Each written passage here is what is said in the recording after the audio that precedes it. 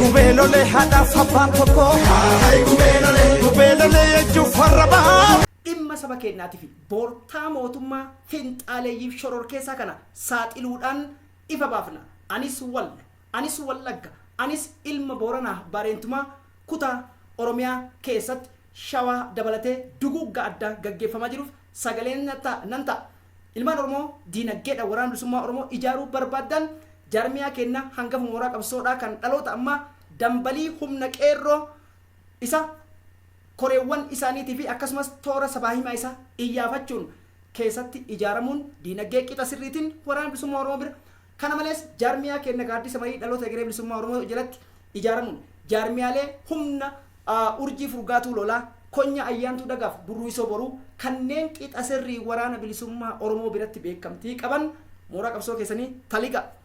Yeroon kun yeroo afaan keenya cufannee waan hojjechuu mallu mana keessatti hojjennee alatti tarkaanfiin mul'ifnu haa ta'u. Karaa nagaatiin waan kee namni waan kee waanuma xiqqoo takka karaa nagaatiin namni waan kee takka sirraa fudhatee nagahaa waan keessan hanga muddamutti hangatti jabaattutti namni karaa nagaatiin waan kee sirraa fudhatee takka sii kennu. Oromoonni jiddugala, Oromoonni baale, Oromoonni atti maaf cal'isee akka laalu naaf hin galu. Kaleellee waan tokkummaan qabu hin beeku jechuun Oromoon waan tokkummaan qabu bara sadan darban afran darban irraa argee hubatillee jedhee yaada. Qabsoo karaa nagaa jedhu kuni maal argateeti? Tokko diraamaan isaan karaa abbootii gadaatiin shimallisiin seeratti dhiyeessinu maalii seeratti dhiyeessinu hattuu seeratti dhiyeessitu jirti adeero takka. Lammata seenaan ummata wallagga keessatti dhume seenaan ummata walloo keessatti dhume ammaaf irraa rakkoo haasawuu osoo hin taane falli ati hin jireettu ummata kana baraaruuf yoo xiqqaate furmaanni jiru maaliif ajjeechaa kanaaf oromoon afaan tokkoon ummata wallootii fi ummata wallaggaa keessatti ajjeechaan itti hammaate kanaaf fala akkamii haa ta'ume. Qeerroon kumaatamaan achi keessatti rashanamaa jirtu fakkeenya har'a qeerroon jaaddoo tokkotti rashanamte ummanni keenya reeffa ofiisaati jireenya dadhabee reeffa xiraa oromoo socho'uu dadhabaa jira. Jireenya jibbe uummanni wallaggaa garuu uummanni golee 11 keessa jirtu.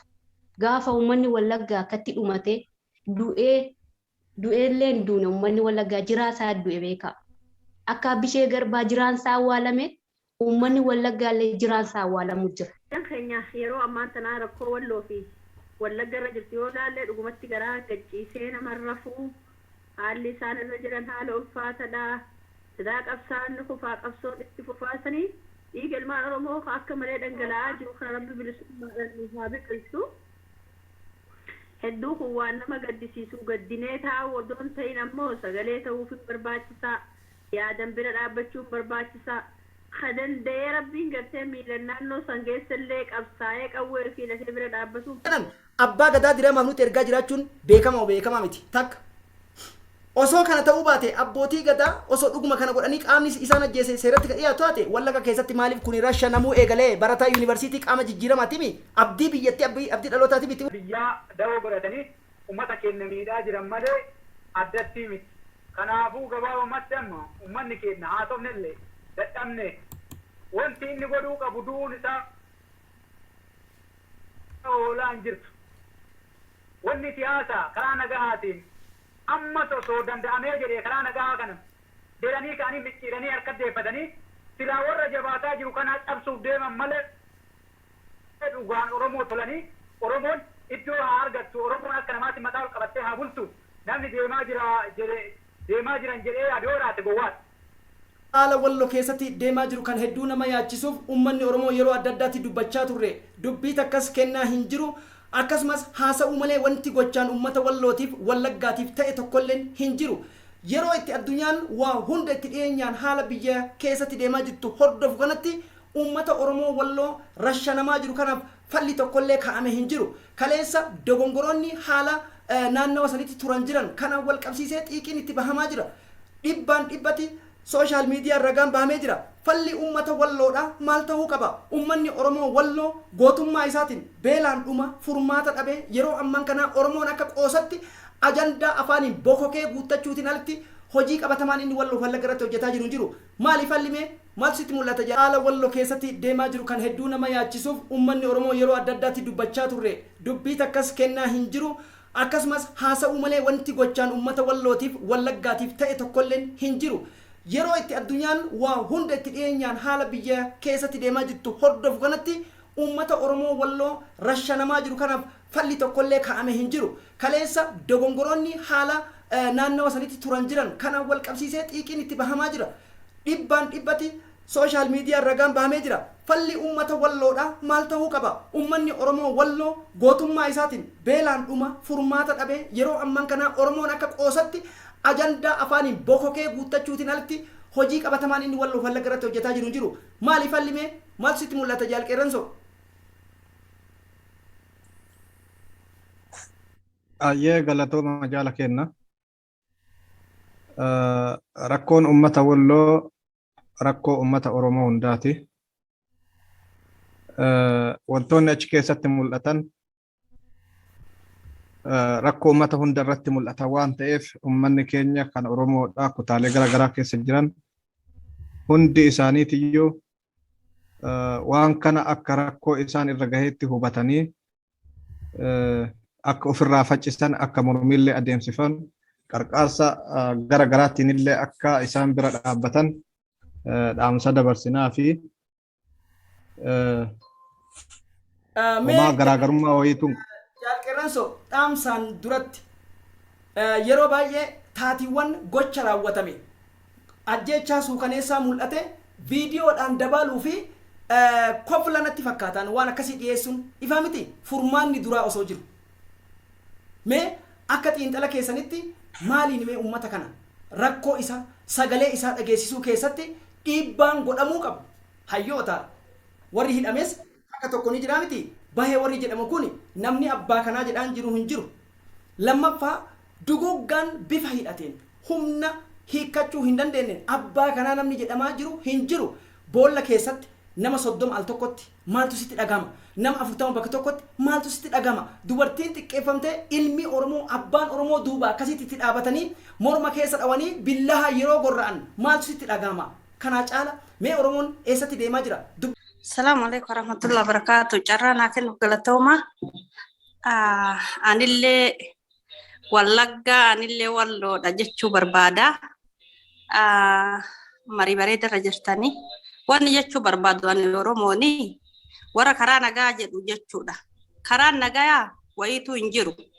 Karaan nagaa osoo jiraate ummanni walloo beelan hin dhumatu, ummanni walloo rasaasan xayyaaran dhumatanii boolla takkatti nama 9 nama 10 hin awwaalan. Ambiroo isaaniitti irraa hin buqqisan. Ilmaan isaanii wajjin nama maatii tokkocha nama 9 maatii tokko guutuu hundee isaanii hin duguugan. Hidda duguugaa jira, hundee isaanii duguugaa jira. Maatii tokko keessa namni 9 dhume jechuuni hidda isaanii kutuu barbaadetti jechuu namtichi kuni. Kanaafi karaan nagaa wanti jedhamu hin jiru. Walloon osoo dhumatu, Wallagga osoo dhumatu kuni nurraa hafee biyya alaa keessatti, Saudi Arabiyaa keessatti ijoolleen teenna mana hidhaa keessatti balaaxaa gubbaa, simmintoo gubbaa ciisaa jiran yeroo kanatti jechuudha. Kanarrattuu ka hafe dhaabataa hin jiru, qabaa fi cabsan akkuma itti fufetti jira. Osoo kuni jiru karaa nagaa jechuuni ana biratti fudhata. Akka leencoo lataafaadha. Akka diimaanoo goofaadha. Akka galaasaa dilboofaadha. Akka atoomsaa kumsaa raarsoo biqilaafaadha. Warri gartee waan kana godhan isaan tokkoffaa duraa guddaan sagaltamii tokko miti haga qabsoon teenyatu jalqabamteewu summii ganamaan qabsoo teenya keessatti uumamte jechuun ni danda'ama jechuudha. Akka leencoo lataati namuu ni beeka. Waan inni nu godhe namni hundinuu ni beeka. Nammaan tana babbaqaytee yoo inni dubbanna jee dubbii isaa keessaa bahuu hin danda'u. Gaafa gartee jaarraa abbaa gadaa baaroo kumsaan achiin hunda shira inni dalaganiin beekat akka itti filaaluu qaba haa ta'u sanis dhiisnee waa'ee duguuggaa wal irratti jumlaadhaan ka nam tokko quban qabne beelli garaa fixe rasaasni duubaan akkasi bira dabranii morma irraa muranii ittiin qoosutti jiran kuni dagatameeti maaliif halli jettamee akka jaalqaanqee bilisummatti an akka galatoomii jaalateenna an akka kiyyatti warri karaa nagaa ka jedhan kun womaa karaa nagaa kanarratti dandeettii waan kana jijjiirama waan kanaa fiduu danda'an natti hin fakkaatu beektanii karaa nagaa jedhanii maree karaa nagaa waan kana jijjiiruu danda'an natti hin fakkaatu yoo ummata kakaasan malee isaanii waan fakkaate wanni kun duulli ummata Oromoo irratti deemaaru ka barbaadu tokkummaadha warra karaa nagaatiif warra karaa waraanaatiin jirullee irratti tokkoomanii humna godhatanii waraana ofii jabeeffatanii gaafa waraanni keenya jabaatee akka nu dhaanitti akka nu ajjeesanitti ajjeesee dha'uu laalessee akka laalessee yoo laalessee qofa jijjiiramni kan dhufu Oromiyaa keessatti an kana jedha gaafa waraanni Oromoo jabaatee cimee akka ummanni Tigraay cimee waraana isaatiif ummanni waliigalee siyaasni isaatii fi waraanni isaa waliigalee socho'utti gaafa socho'e jijjiiramni hin dhufa. Warri karaa nagaa qabsa Oromoo karaa waraanaa jabeessuu qabanii jedhan. Obboleeyyan keenya yeroo ammaan tanaa rakkoo Walloo fi Wallagga irra jirtu yoo ilaalle dhugumatti garaa gacciisee namarra rafuu haalli isaan irra jiran haala ulfaataadha. Sidaa qabsaan kufaa qabsoon itti fufaasanii dhiiga ilmaan Oromoo akka malee dhangala'aa jiru kana rabbi bilisummaadhaan haa biqilchu. Hedduu kun waan nama gaddisiisu gaddinee taa'u odoon ta'in ammoo sagalee ta'uuf barbaachisaa yaadan bira dhaabbachuun barbaachisaa ka danda'ee rabbiin gartee miilan naannoo san keessallee qabsaa'ee qawwee fi lafee bira dhaabbatuun barbaachisaadha. Hedduu nama boonsisan gaarii jajjabaadha. Galatoomaa galanni keessan bilisummaa ta'uu rakkoon uummata Walloo fi Wallaggaa irraa wanti dubbatanii fixanis hin jiru. Kana arguu mannaa duuma sana wayya. Haa ta'u garuu rakkoon uummata Wallaggaa irratti deemaa jiru ani dhaladhee sargeen beeku gurraanis dhaga'een beeku. Uummanni Wallaggaa wanti inni isinirraa akka jedhu uummata Oromoo sagaleedha. Nuti midhaan hin barbaanne bishaan hin barbaanne. Uummanni Oromoo ganda 11 keessa jirtu har'a uummata Wallaggaati yoo sagalee hin taane bor guyyaa tokko seenaan sin gaafachuuf deema. Maaliif yoo jettanii har'a qeerroon kumaatamaan achi keessatti rashanamaa jirtu fakkeenya har'a qeerroon jaaddoo tokkotti rashanamte uummanni keenya reeffa ofiisaati jireenya dadhabee reeffa xiraa Oromoo socho'uu dadhabaa jira. Jireenya jibbe uummanni Wallaggaa garuu uummanni golee 11 keessa jirtu gaafa uummanni Wallaggaa akkatti dhumatee du'eellee hin duune uummanni Wallaggaa jiraasaa du'e beeka. Akka Bishee Garbaa jiraansaa awwaalame uummanni Wallaggaa illee jiraansaa awwaalamu jira. Xiraa reeffa namaatiif socho'uu dadhabee. Ayyee itti fufi harmee tun dhagamadhe itti fufi. Kanaafuu uummanni Oromoo godinaalee hunda keessa jirtan kan kibba jirtan baha jirtan lixa jirtan giddu galeessa jirtan uummata Oromoo Wallaggaa fi Wallooti sagalee ta'aafi. Nutarras bishaan keessan hin barbaannu beeka. Uummanni Oromoo Wallaggaa kaleessas nama nyaachisaa turedha. Har'as immoo kadhateetii miti. Lafa isaarratti du'aa jira. Lafa isaarratti ajjeefamaa jira. Wanni sun nu godhuu qabdan. Warri biyya alaa jirtan. Warri FB adda addaarra jirtan uummata keessaniif sagalee ta'a. Wanti jennu kanuma bichaadha. Uummanni Wallaggaa uumaa isin hin kadhatu jedha uummata Oromoodha hundaan. Nagaa jedhanii maree karaa nagaa waan kana jijjiiruu danda'an natti hin fakkaatu yoo ummata kakaasan malee isaanii waan fakkaate wanni kun duulli ummata Oromoo irratti deemaaru ka barbaadu tokkummaadha warra karaa nagaatiif warra karaa waraanaatiin jirullee irratti tokkoomanii humna godhatanii waraana ofii jabeeffatanii gaafa waraanni keenya jabaatee akka nu dhaanitti akka nu ajjeesanitti ajjeesee dha'uu laalessee akka laalessee yoo laalessee qofa jijjiiramni kan dhufu Oromiyaa keessatti an kana jedha gaafa waraanni Oromoo jabaatee cimee akka ummanni Tigraay cimee waraana isaatiif ummanni waliigalee siyaasni isaatii fi waraanni isaa waliigalee socho'utti gaafa socho'e jijjiiramni ni dhufa. Garri karaa nagaa qabsa Oromoo karaa waraanaa jabeessuu qabanii jedhan. Laazim jabaatuu qabaa. Mee jalqan kee waa lama qofa naa deebista. Mootummaan fedhii karaa nagaa agarsiisuuf waliigaltee biyyoolessaa jedhu tokko haal duree tokko malee ajjechaa dhabee koola goolessitoota waraana isaa kan nama fixaa ture. Bira dabaree waraana Somaalee mootummaa Somaaleetii fi kan Isaayyaas afaan warqii asitti dabalee duguugaanii jira. Militarii itti uwwisee lammata ofii isaatiifuu simboolii ta'eetiin argamee jira. Yeroo ammaan kanatti kan biraa mootummaa dukkanasitti deemu.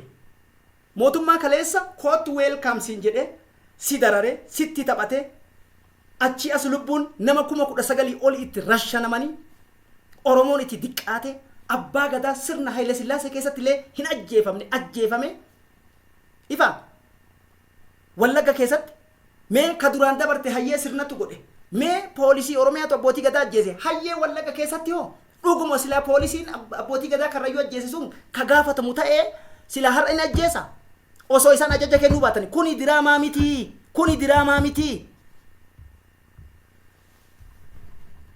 Kuni diraamaadha obboleessa kiyya. Kun diraamaa guddaadha. Tokko wanni nu beekuu qabnu marii biyyoolessaa keessaa fi Oromoon akkuma filannoo keessaa bahe marii biyyoolessaa keessaa akka bahe beekuu qabdan. Marii biyyoolessaa keessa Oromoon hin jiru. Gaafa adda bilisummaa Oromoo qabamee harka kennadhu jedhanii ni ibsa baasan. Adda bilisummaa Oromoo harka kennatu paartileen kun harka mari'atu kan akka isaan dabarsan. Ummanni Oromoo abaawoodha beektanii. Oromoo jechuun abaawoodha. Waboodha. Ummanni Oromoo hundi kamma. Akkuma ijoollee xixiqqoo kaleessa itti argitanii sani mucaa waggaa tokkootii fi ijoollee waggaa 10. Kana waan ta'eef Oromoon marii biyyoolessaatii fi filannoo keessaallee bahee jira. Kana Oromoon beekuu qaba. Kana beeksisu hayyoonni kennu. Kana himu Oromoo nama du'u ibsu miidiyaaleen garaagaraa yuutubar waan adda addaa hojjetu ummata keenya amansiisuu danda'anii ummanni keenya ka'uudha. Kanatu dhaaba ummanni keenya qabsoo isaatti qabsaa'ee ka'uudha. Kana jedhaan obboleessa kiyya yoo kanan taane Oromoon marii san keessaa iyyuu hin jiru yoo bitamtuu taate malee bahuu jira jara keessaa baase. Carraa kennuu keessaniif galatooma. Miidhamni Walloof Wallaggaa miidhama kooti. Kanaaf uummanni Oromoo kan godhuu qabu ajandaa adda addaa baaseetiin osoo taa'uu hin qabne ji'a meeqaa teenne waan ta'eef uummata Walloof Wallaggaatiif sagalee ta'uu qaban. Fakkeenyaaf hayyoonni keenya karaa nagaa jedhanii kana haasa'uu osoo hin taane nu'u isaan dura maal hojjenne gaafa duraallee dhumataatuma jiran osoo isaan hin jirrellee kun sababaa nuuf ta'uu hin qabu. Oromoon gaafuma duraa rafe malee Dukkana booda kootume ifatu jira. Dukkana booda kootume ifatu jira.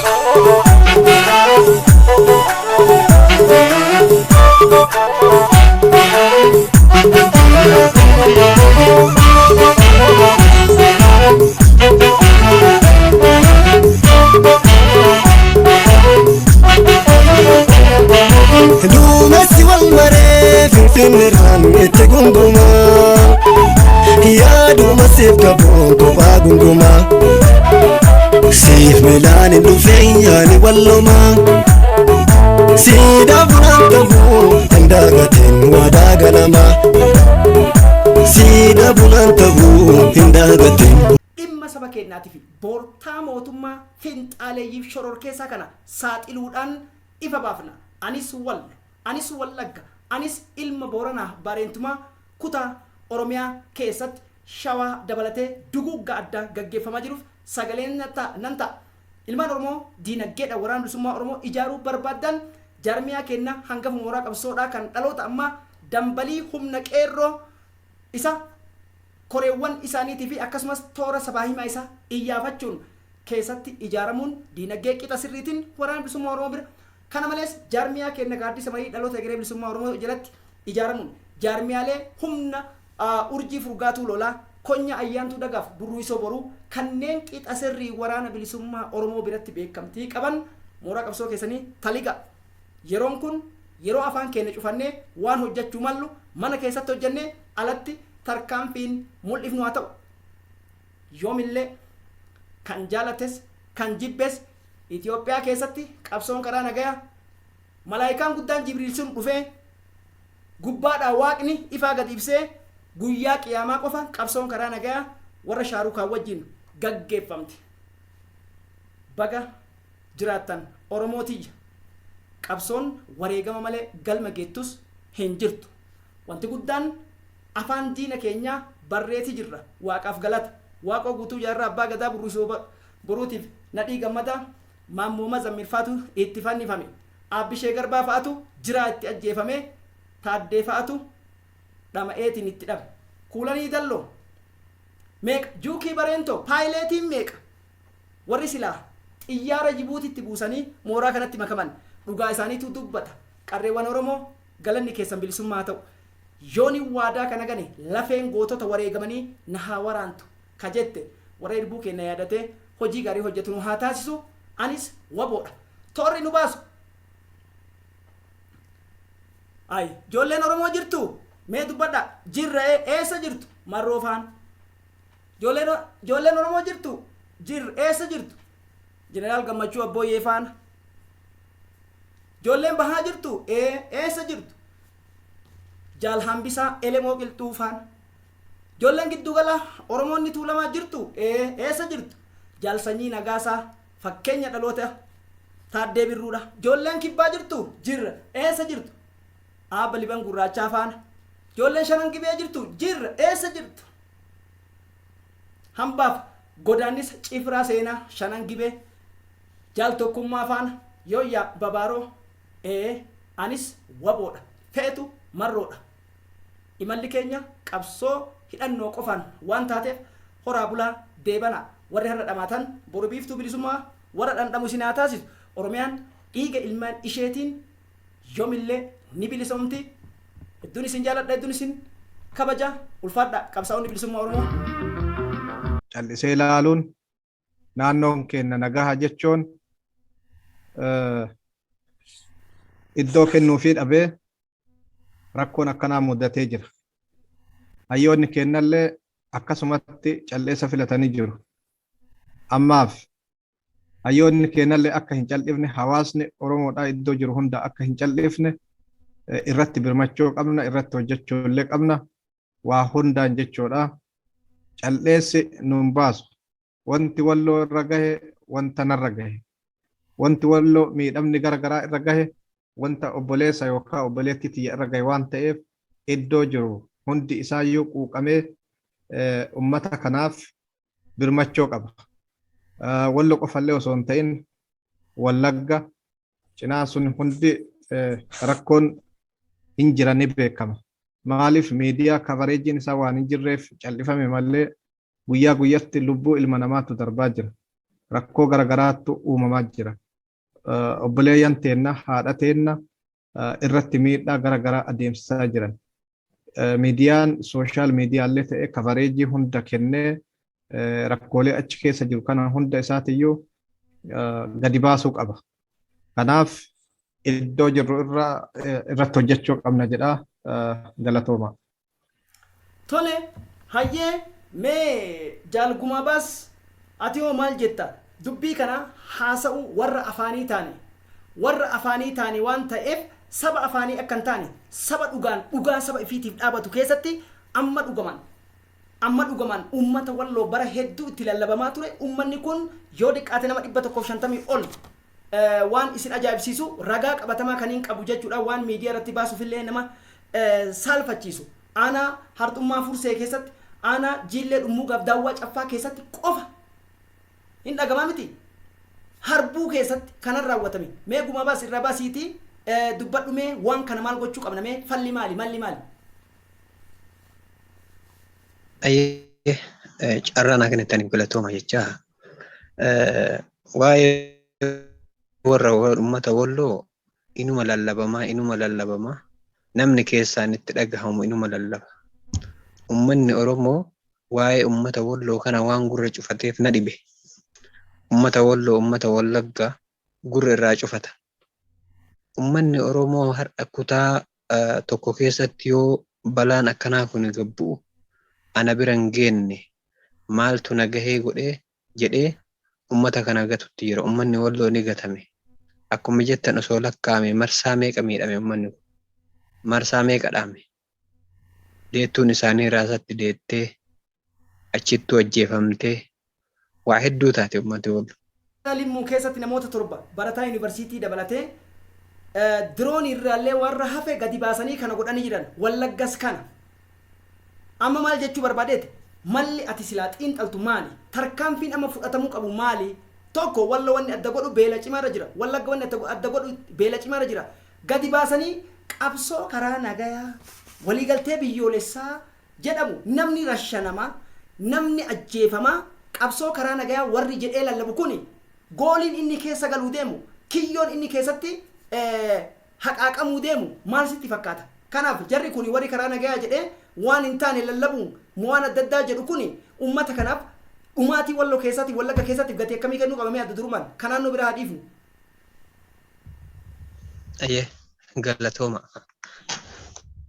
Qabsoo karaa nagaa warri jedhee lallabu qabsoon karaa nagaa osoo namni mana hidhaatii baafamee ajjeefamuun dhaabbate osoo nama beelahee bakka inni beelahee rashanamuun dhaabbate osoo hidhaan kutaa Oromiyaa keessa hunda keessatti raawwatamaa jiru dhaabate osoo hidhamaan bahe osoo ka biyya ormaatti dhumaa jiru kuni biyya ormaatii gale qabsoo karaa nagaa jennee qabsoo karaa nagaatitti hundi kennan dachaan Oromoo kaan fixaa kun qabsoo karaa nagaa jedhee lallabuun ani akkamitti akka lallame naa galuu dide maaliif akka ta'e naa galuu dide garuu kuni Oromoof bu'aa qaba jedhee ilaalu Oromoolleen immoo bu'aa nuu qaba jedhee dhimma kanatti gurra kennuu qabu. Ani namichummaan abbammaan sabnummaan qoodamee qabsoo karaa nagaa jedhu kun ummanni Oromoo akka diinaatti ilaaluu qaba. Isaanuu diina kenna jechuun qaba. Abbaa fedhe haa ta'u. Abbaa fedhe. Hayyuu fedhe haa ta'u. Hayyuun kana ummata Oromootiif gabbaasee deemuun isaan qabsoo karaa nagaa jedhaa yoo lallaban. Isaan qabsoo karaa nagaa jedhaa lallabaa.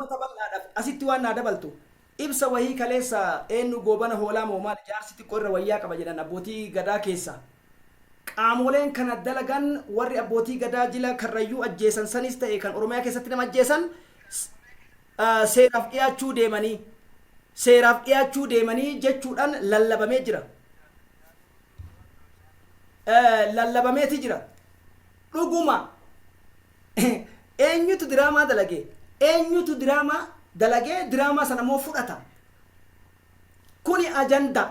Osoo Walloo keessatti duguuggaan addaa, osoo Wallagga keessatti gadi baasanii ajjeesan sirni afaan qawweetiin Oromoo dadhabsiisee silaa miskiina waan ansii kenne fudhattaadhaan alatti bakka wanni tokko hin jirretti bakka ragaan amansiisaa hin jirretti warri qabsoo karaa nagaatiif shilingii baasuun siyaasa Oromoo dhamaasuu jiru kuni gatii ummata Walloo keessatti dhumaa jiru kana akkamitti ilaala? Gaafatama seenaa jalaa ba'a qabsoo kana. Sanirra afaan qabatanii afaan isaaniitti shaneeraa hidhatanii ifa yoo callisan irra furmaatan ta'u ajandaalee nama nuu kennamaa jiran kuni osoo ummanni Walloo dhumaa jiru beelaan dhumaa jiru Wallagga keessatti dhumaa jiru akkasumas ammoo fakkeenyaaf odeessa keenya keessatti yoo kan ilaaltu taate waan nama ajaa'ibisu keessa Karrayyuu keessatti Haji Abdul Jawaad Tuchoo dabalatee Sheek Muhammad Umar Daadhii dabalatee Sheek Musaan dabalatee akkasumas ulamaa Kamisee keessa kan Habashaa warra daaqoonii jedhaniin sirna impaayera immiyyeedha balballoomsu konkolaataa badhaasanii isa taa'a gaafa waraanni bilisummaa Oromoo naannoo sana qabatullee tasgabbaayaa qabeenyi mootummaa kan uummata kan saamamne jedhu Awaash Arbaa lafa jalatti hidha. Mee abbootiin gadaa waan kanaaf awwaatan hoggani siyaasaa ani hoggani siyaasaa Oromoo jedhee dhimma qabsoo nagaatiif awwaatu kuni akkamitti deebi'ee daawwitii sabaa keessatti fi dhugaa sabaa keessatti uflaaluu qaba? Uummata beela'ee rashanamaa jiru kanaaf ammatti ajjeechaan akka irraa dhabatu labsuudha. Humni faannoo jedhamu kun haleelaa jira. Qajeelfama mootummaa naannoo Amaraatiin haleelaa jira. Kan argaan jiru mootummaan naannoo Oromiyaa simboolii yookiin ergamtuu fi gadheen kuni afaan kamiin himee waan kana keessatti dubbiin tun eessa jirti? Maal sitti fakkaatti? Yaada xumuraati. Galatooma. Diinni kenna ana mallee kan jedhaa jiru. Uummanni Oromoo illee ka beekuu qabu. Diinni kenna osoo sabni kenna akkana dhumatu osoo manguddoon kenna mana hidhaatti dhumatu warra qabsoo karaa nagaa jedhee nutti lallabu kana ta'u uummanni Oromoo beekuu qabu. qabsoon karaa nagaa wayitu hin jirtu. Osoo namni keenya hidharraa dhaabbate, osoo namni keenya du'uun dhaabbate, osoo manguddoon keenya hidhamuu baate, osoo beelaan keenya beelaan dhumuu baate, qabsoo karaa nagaa jennee deeggaruu dandeenya. Odoo kana argu warri qabsoo karaa nagaa jedhee shilingii waliif funaanuuf olii gad deemu. Diina keenya ta'uun amaaraa miti diinni keenya isaanii ammatti yeroo kanatti jechuudha. Yeroo kanatti namni nu ficcisiisaa jirullee namni nu ficcisiisaa jirullee diinni keenya isaan ta'uu uummanni Oromoo beekuu qaba. Dhibbaan dhibbatti. Kanaaf diinni keenya isaa har'as borus abbaa fedhaa ta'u. Namni nu kabajnu namni nu jaalannu Jawaar hin caalan jiru. Isallee haa ta'u mataa isaallee. Kanaaf diinni keenya isaanii yeroo ammaa kanatti kan beekuu qabu. Uummanni Oromoollee kana beekuu qaba. Dhibbaan dhibbatti. Har'a osoo hayyoota duratti seenaa keessatti dubbiftan san isaan hidhuun maaliif? Oromoo maaliin cabsina jedhaniiti bara. Nama waa dubbatu, nama qabsoo karaa nagaa kun lakki nun barbaachisu sabni keenya dhumaa jira jedhu barbaadanii keessaa hidhaa mana hidhaatii baasanii ajjeesaa qabsoon karaa nagaa nurratti labsa wayituu hin jiru. Diina keenya uummanni Oromoollee diina keenya jedhee beekuu qaba. Namni Jawaariin haa ta'u abbaa fedhiis jechuu barbaadaa galatooma.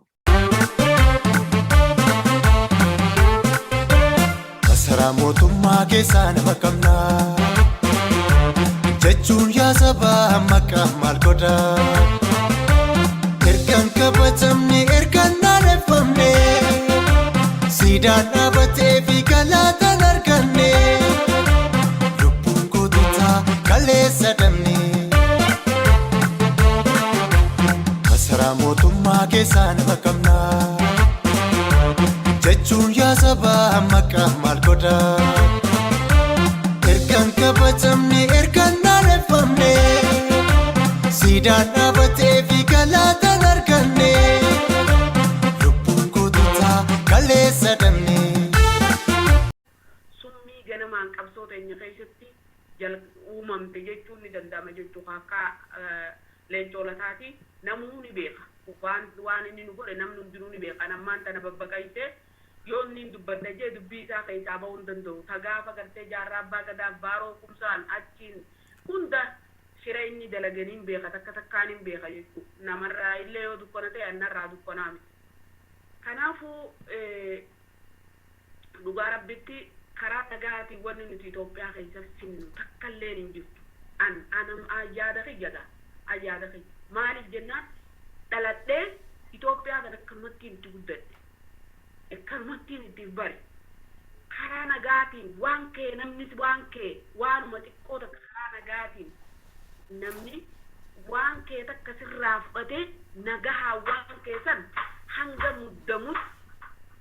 muddamutti hangatti jabaattutti namni karaa nagaatiin waan kee sirraa fudhate takka sii kennu numan jira. Fakkeenyaa namni tokko dachii sana ittaa qotadhu jettee yoo itti kennite yoo dachii san irra diduu barbaade yoo muddame malee dachii teessan deebisee sumaaf hin kennine yoo irra diduu barbaade yoo dhugaa gartee irbuu gartee nagaan naa kenne jeesii gadhiise malee biyya tana karaa nagaatiin miti kan nuti gartee jarri kun kan uraafsan biyya tana humnaan nu cabsanii dhapha san beekaa dhapha cabne san ammallee keessa jirra keessaan baane Oromoon garuu 91 akka keessaa bahettiif lakkaatu.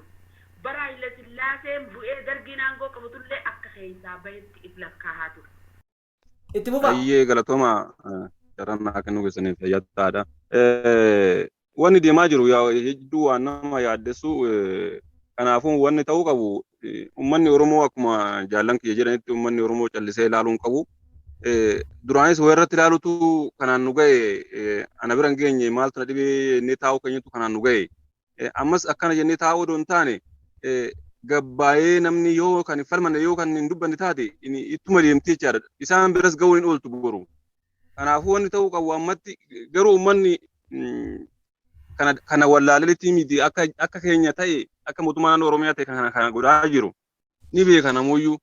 Garuu maal godha uummanni gara socho'uu wallaalee na fakkaata akka inni ilaalutti akka yaada kiyyaatti uummanni yoo gabbaan rasaasan fixanii uummanni gara wallaaleetti cal jedhee dhaggeeffatanatti fakkaata malee garuu dhaga'uu dadhabaniiti miti kan Wallaggaa fi Walloo irratti deemaa jiru namni quba qaba. Kanaafuu ammas taanaan yoo uummanni gabbayee hin falmanne rakkoon tun ittuma deemti jechaadha. Guyyuu duuma dhaga'uu. Jaalfiroomsa haala taateewwan Somaalilaandii keessatti uummata Oromoo irratti raawwatamaa ture itti dhiyeenyaan quba qabda. kalees dheengadda amma G23 barataa yuunivarsiitiidha kan gabaasa Caayaa Oromoo TV irratti gabaasne jammara Biraanuu Qannoodha yuunivarsiitii qabxii olaanaa fidee eeggataa jiru aanaa Limmuu keessatti Wallaga keessatti waajjira poolisii keessaa nama 7 baasanii kaan reefa nyaachisanii tokkocha kana mul'ate 23tti awwaal isaa gaggeeffame yeroo kanatti yeroo ummanni Oromoo Walloo daawwaa cafatti harxummatti harbuu iddoowwan adda addaatti akkasitti gadi bahanii nama 7 abbaan Oromoo nafin dubartiin nafin akkasitti dhiitanii kaan gudeedanii jedhan warri qabsoo karaa nagaa jedhu kuni maal argateeti tokko diraamaan isaan karaa abbootii gadaatiin Shimallisiin seeratti dhiyeessinu maalii seeratti dhiyeessinu hattuu seeratti dhiyeessitu jirti adeero takka lammata seenaan ummata Wallaga keessatti dhume seenaan ummata Walloo keessatti dhume ammaaf irraa rakkoo haasawuu osoo hin taane falli ati hin jireettu ummata kana baraaruuf yoo xiqqaati furmaanni jiru maali ajjeechaa kanaaf Oromoon afaan tokkoon ummata Wallootii fi ummata Wallaggaa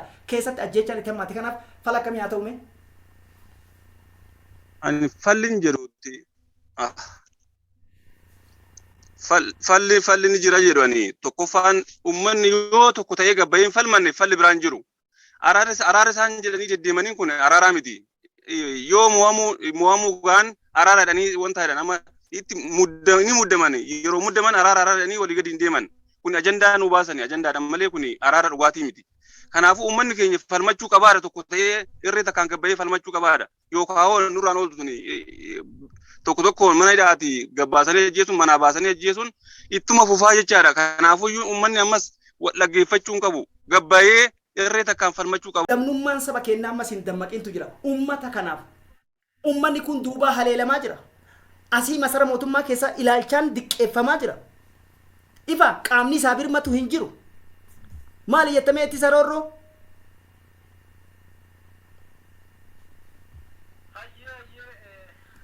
ulfaadha wanti hojjetamaa jiru haalaan sukkaneessaadha haalaan nama adoochaa haalaan qalbii namaa cabsa wanni hojjetamaa jiru haluudha haluutu rabbaamaa jira keessattuu ummata Walloo ummatti Walloo jechuun ummata Woloo kennaati kanaaf haluu isaanirra bahamaa jiru kana waan isaan kana dura dhiirummaa itti isaan ofirraa organizani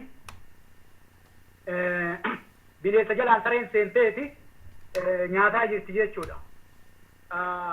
Humna ittisa biyyaa dawoo godhatanii ummata keenya miidhaa jiran malee addatti miti. Kanaafuu gabaabumatti amma ummanni keenya haasofnellee dadhabne wanti inni godhuu qabu du'uun isaa oolaan jirtu. Wanni siyaasaa karaa nagahaatiin amma osoo danda'amee jedhee karaa nagahaa kana deelanii ka'anii micciiranii harka deeffatanii silaa warra jabaataa jiru kana cabsuuf deeman malee dhugaan Oromoo tolanii Oromoon iddoo haa argattu Oromoon akka namaatti mataa ol qabattee haa bultu namni deemaa jiran jedhee adooraate gowwaati. Kanaaf wanni nu baasunu jiraannus duunus yeroo kanatti amma humnoomuu tokkoomuu fi waraanuu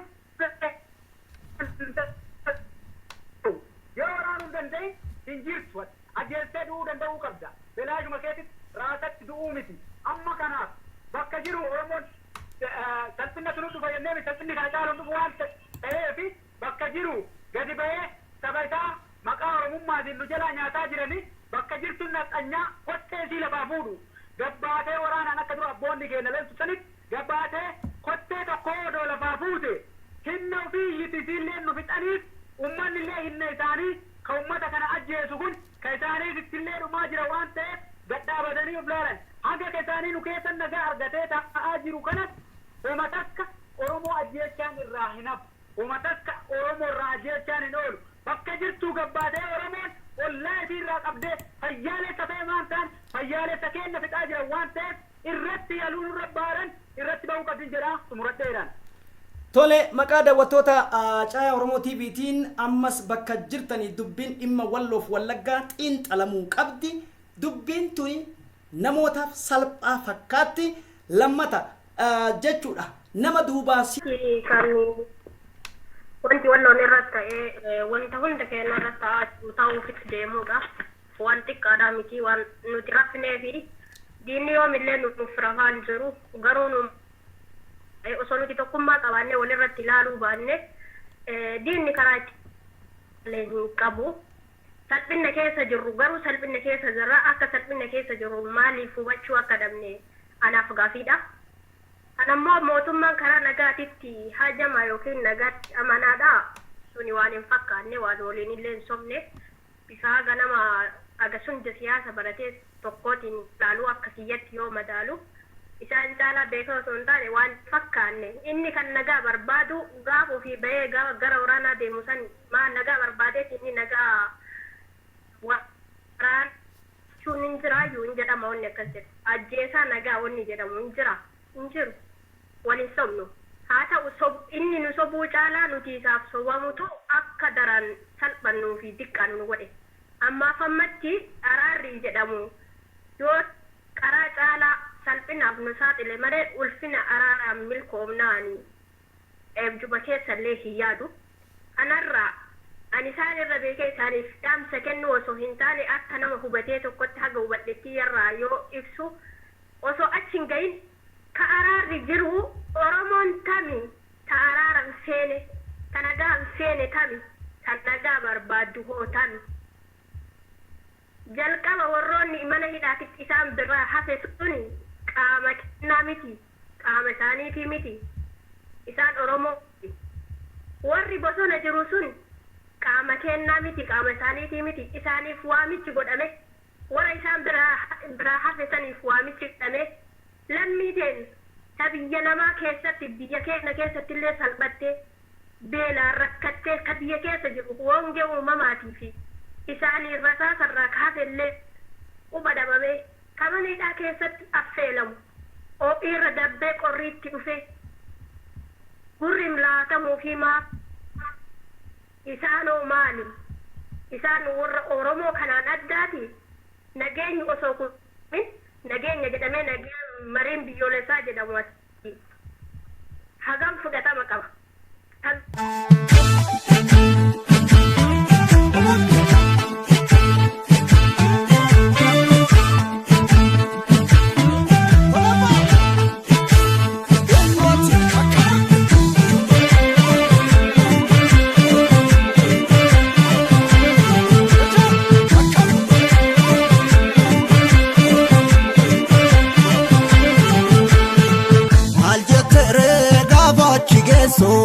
Akkamo mandagatere waadagatte osoo gandarra deemtu biyyi sirraa garagalee maal jettere gaafa nu wal geenyu akkamo mandagatere dachaane kaayeroon ga'een teenyu saba qoqqoodda ati eenyu nusi wallaallee ati eenyu shakkina shakkii biyya qoqqoodda. Bira ga'uun takka takkaan balbala namiitu anka ga'uun yookaan dhadha'uun hin oolamu jechuudha. Kanaaf ufiif jettu mi'aayii yookiin dhagaa ta'ii soogiddaa san. Kanaaf Oromoon ufiif jedhee ummata kana cinaa dhaabbatu uf cinaa dhaabbatudha. Ummata kana cinaa dhaabbatu. Kanaaf ummata kana jabinna isaanii beekan. Dhugaa rabbii Oromoota kutaa 11 keessaa Oromoota Walloo akka isaan jabaa beekan. Akka isaan hidhannoo mataa qawwee beekanii diinni kana hubateeti kan Oromoota kanarratti xiyyeeffataa jiru jechuudha. Kanaaf ufiif jedhee Oromoonni biraa akka cinaa dhaabbatu akka sagalee ta'uuf hanga danda'uun jechuu barbaada. Kanaaf asumaan qabsoo karaa nagaa waan jedhamu biyya Itoophiyaa san keessatti inuma hin yaadamu. Osoo ilmi namaa jiraachuu wabimmaan lubbuun jiraachuutu hin jiru biyya san keessa karaa nagaa kamitti qabsooyi. Biyya dimokiraatiin biyya dimokiraasii dhiisii fi biyya seerri takka itti kabajamu keessatti karaa nagaa qabsaa'uu dandeenya. Biyya seerri itti hin kabajamu. Biyya nafseen namaa gatii itti dhabde keessatti karaa nagaa qabsaa'u jechuun uf sobuu hayyummaan yoo hayyummaan akka taatu taate ani hin beeku naaf hin galu. Kanaaf biyya san keessatti ammas dhibbatti paartiin kafaa'oo ifaan ifa socho'aa jira karaa nagaa jedhee ammallee. Ibsa baatee taa'aa jira argaa jirra sooshaal miidiyaa kanarratti kuni waan hin fakkaanne wama hin fakkaanne ilmi namaa dura karaa nagaa qabsaa'u dura lubbuu ufiitiin nagaan gadi ba'ee jiraatee galu karaa nagaa tokko hin qabsoofne jedhu osoo ilma namaa mana hidhaatti harkaa qaban gadi baasanii akka fedhan rashanaa jiran akka fedhan ajjeesaa jiran akka fedhan daa'imman osoo hin jenne osoo maanguddoo hin jenne ajjeesaa jiran karaa nagaa wanni jedhamu hin dalagu. Amaaraa fi mootummaan biyya san bulchaa jirtu dullatti aman qawweetti aman dullaa sanii yookiin qawwee saniin dara karma jarri beektu saniin dubbisuu malee ani hanga jiraadhee addunyaa sanarra dhufe waggaa 20 fi 20 yoo keessan jira. Garuu harree akka namaatti yaaddu umrii kiyyatti arguu baadhullee harree ummata akka harreetti yaadu ummata Amaaraatii fi mootummaa biyya bulchaa jiru kanaan arge. Hayyee jaalwalamummaa mee amma dhimma furmaataa barbaanna.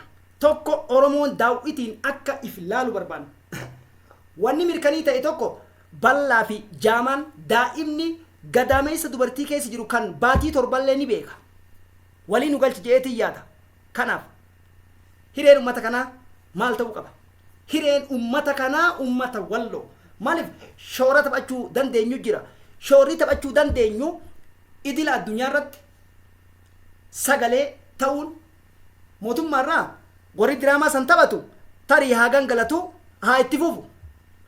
Wallagga keessatti hayyee dheengadda kariyyuu keessatti nama akkana goona waytanuu jedhan abbaa gadaa diraamaaf nuti ergaa jiraachuun beekamaa miti. Takka osoo kana ta'uu baate abbootii gadaa osoo dhuguma kana godhanii qaamni isaan ajjeese seeratti dhiyaatu taate Wallagga keessatti maaliif kun rasha namuu eegalee barataa yuunivarsiitii qaama jijjiiramaatimi abdii biyyatti abdii dhalootaatiif itti fufi jaalwalamummaa. Kanaaf ummata keenya ummata Wallaggatti dhumaa jirullee ummata Gujitti Booranatti dhumaa jiru Oromoonni Jiddugalaa Oromoonni Baalee Oromoonni Arsii maaf cal'isee akka laalu naaf hin galu. Kaleellee waan tokkummaan qabu hin beeku jechuun Oromoon waan tokkummaan qabu bara 3 darban 4 darban irraa argee hubatillee jedhee yaada. Kanaaf ammallee silaa daayispooraa warri biyya ambaa jiru kun hanga danda'ameen kakaasuu ummata ijaaruu irratti akka fuulleffataniin dhaamuu barbaada. Ammoo ufiif jedhanii osoo socho'anii ufiif jedhanii osoo qabsaanii natti tola. Asirratti waa'ee Oromummaa kuni baay'ee tokko waan nama dhibaati. Nuti naga qabna jechuun yoo duutii nurraa dhaabatte. Nuti naga qabna jechuun yoo Oromoon ta'e naga baatee naga hangalte. Warri ammoo naga jedhee abbaa gadaatuuf hin jedhu naga jedhee kaasechiin deemu akkasuma warroonni naga jedhee sangaa qalee dhiiga ummata Oromoo asitti jiguu fi dhiiga horii ol biratti lolaasanii kan nyaatan osoo sangaa waan korma saniin taane dhiiga ummata Oromooti nyaataa jiru jechaadha. Ummanni keenya yeroo kamuu maaf walirratti ilaala. Ummanni Walloo jechuun ummata mataa kutaa 11 warra jabaatee gootummaadhaan jabinaan diina mataa ofirraa qabu waan ta'eef ummata Walloo fi Wallaggaa har'a akkana irratti duulanii nageenyi nuti faarsinu abbaan gadaa naga jedhee inni faarsu. Warroonni hayyoota jennee hayyoonni jedhanii naga hadha jedhanii naga faarsan. Naga kam qabna? Tariiti. Namni keenya biyya namaa keessatti illee salphatee biyya ofii keessatti illee salphatee kaan achumatti qoodanii kamtu naga buusa kun hidhaa jira. Kun hadda kabaye hadda naga jedhee naga labsuuf deemuun kun waan inuman fudhatamneeyyu jechuudha. Nuti har'as borus ummata Wallooti, ummata Wallaggaati, ummata du'aa jiru, ummata gudeedamaa jiruu fi ummata har'allee irra dhaabatanii dhiiga isaa lolaasaa jiran kana nuti hadda wanni jabaatuu qabnu waraana keenya waraana bilisummaa Oromoo abbaa ummanni Oromoo bakka jiru hunda yoo Oromummaan tuni dhugaa taate Oromummaan tunu yoo dhugaa taate jechaan Oromummaan maanii fi abbaa itti amaneef Oromummaa jechuun haqa jechuudha. Namni hadda wallagga wallo yeroo baay'ee marsaa meeqarra deebi'anii kan akkana dirooniidhaa fi akka hin jiraanne kun waan nyaatu dhabee achitti dararamaa jiru. Lamee miidhamee jira. Tokko walla wanni addatti miidhaa jiru beela. Ifa miti arme. Beelli miidhaa jira. Duguggaan miidhaa jira. Salphataa jira uummata wallooti. Oromoon osoo kana argu. Qabsoo karaa nagaa jedhe. Andiina Oromootiidhaati maal jettamee itti fufu. Hayyee galatoomaa ulfaadhaa reengaddallee dubbannee jira waa kana haga takkarraa tuynee jirra waa'ee warra karaa nagaa dubbatu kana. Warri karaa nagaa kana uumee karaa nagaa kanaan deemaa jiru gantoota warra qabsoo kana keessaa tuqamani jechuudha. Akka Leencoo Lataa fa'aadha. Akka Diimaanoo Goofaadha. Akka Galaasaa Dilboo fa'aadha. Akka Atoomsaa Kumsaa Raarsoo Biqilaa fa'aadha. Warri gartee waan kana godhan isaan. Tokkoffaa duraa guddaan 91 miti haga qabsoon teenyetu jalqabamteewu summii ganamaan qabsoo teenya keessatti uumamte jechuun ni danda'ama jechuudha. Akka Leencoo Lataati namuu ni beeka. Waan inni nu godhe namni hundinuu ni beeka. Nammaan tana babbaqaitee yoo inni dubbanne jee dubbii isaa keessaa bahuu hin danda'u. Gaafa gartee jaarraa abbaa gadaa baaroo kumsaan achiin hunda shira inni dalaganiin beeka takka takkaan hin beeka jechuudha. Namarraa illee yoo dukkana ta'e annarraa dukkanaa miti. Kanaafuu dhugaa rabbitti karaa nagaatiin wanni nuti Itoophiyaa keessatti finnu takka illee hin jirtu. Anam ayyaada kiyyaga ayyaada kiyya. Maaliif jennaan dhaladhee Itoophiyaa kan akkanumattiin itti guddadhe. Akkanumattiin itti bare. Karaa nagaatiin waan kee namnis waan kee waanuma xiqqoo takka karaa nagaatiin namni waan kee takka sirraa fudhatee nagahaa waan kee san hanga muddamus hangatti jabaattutti namni karaa nagaatiin waan kee sirraa fudhate takka sii kennu numan jira. Fakkeenyaa namni tokko dachii sana ittaa qofatti jettee yoo itti kennite yoo dachii san irra diduu barbaade yoo muddame malee dachii teessan deebitee suwaaf hin kennine yoo irra diduu barbaade yoo dhugaa gartee irbuu gartee kan nagaan naa kenne jeetii gadhiise malee. Biyya tana karaa nagaatiin miti kan nuti gartee jarri kun kan uraafsan. Biyya tana humnaan nu cabsanii dhapha san beekaa. Dhapha cabne san ammallee keessa jirra keessaan baan. Oromoon garuu 91 akka keessaa bahettiif lakkaatu. Bara Haile Sillaaseen Wayyaanee keessaa ka'ee Eertiraa dhaqe. Way bar gootaa takki dhaqee jennee bar gammannee bar dachii dhiifnee bar. Maal bu'aan inni nuuf qabsoo Oromoo adda baasu waraanni bilisummaa Oromoo akka ifii isaati walitti dhukaasee wal ajjeesu godhu bu'aa isarraa arganne kana isa kana hundi isaanii kana karaan isaanii kana jechuudha. Kanaaf warreen akkanaa kana ganda keenya yookaan kutaa keenya yookaan gartee gosa keenya jennee kana jala deemuu qabnu kana dhaga'uu qabnu. Waa'ee gandaa waa'ee kutaa waa'ee gosaa keessaa baanee qabsoo uummata Oromoo uummata Oromoorra jiru laaluu qabna.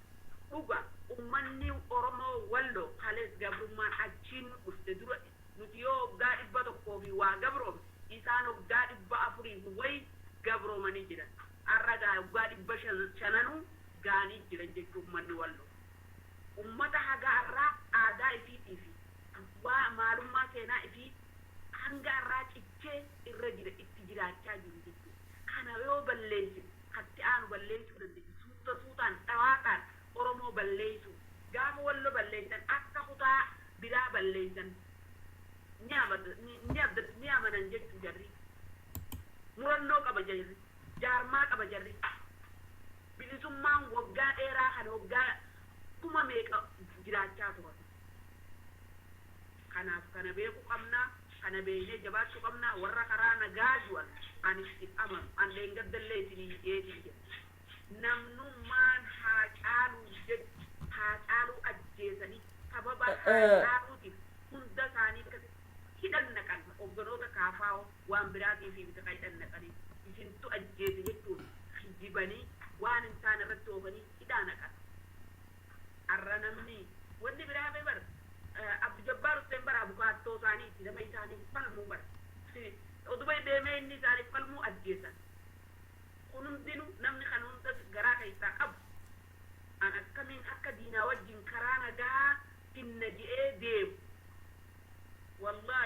nama baraterra nama waan beeyne irra naa wayya waan jo'u filadheen.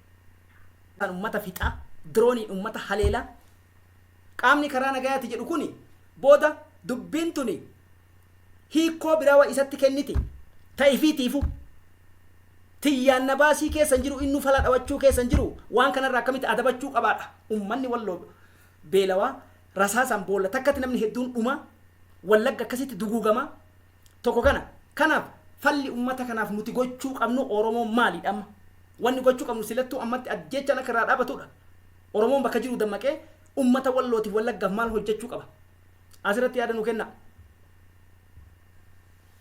Hayyee gaariidha inni karaa nagaatiin ummata qabsaa yoo kuni ummataadhiif matuma isaatiifuu rabbi isaa baasu matuma isaatiifuu sotu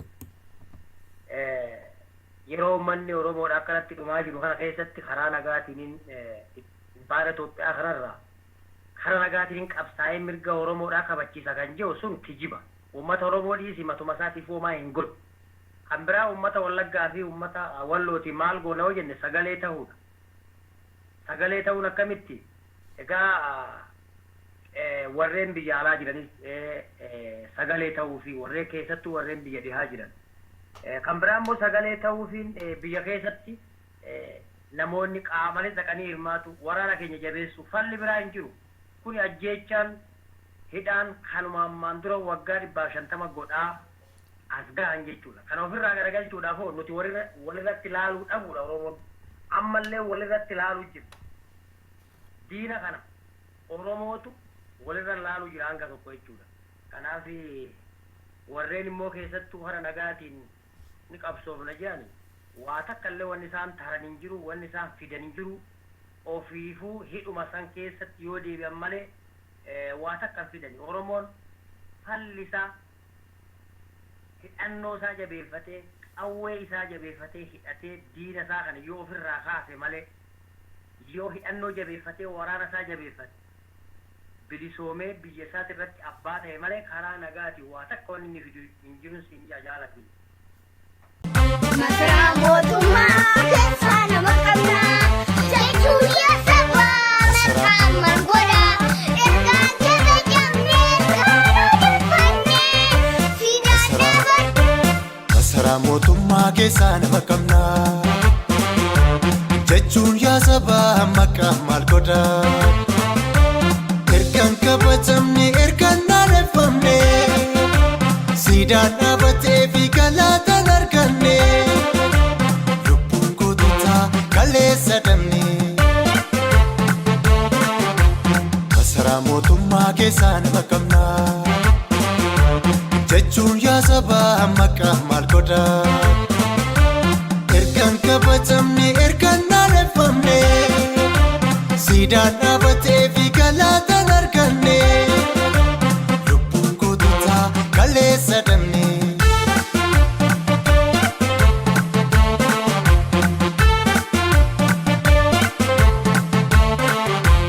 Lubbuun kunis taabil Mustafaa Hussein wareegamni jaallaggasaa wagii miila dhabuun kaffaaloo naafachuun magartu daa'imatti dhabnee maammush ilma guutuu wareegamni qeerroo erga gatii dhabee minilik bineensi nurratti faarfamee birroo yaa birroolee dudhiistu moo walitti deebiinaree birroo yaa birroo.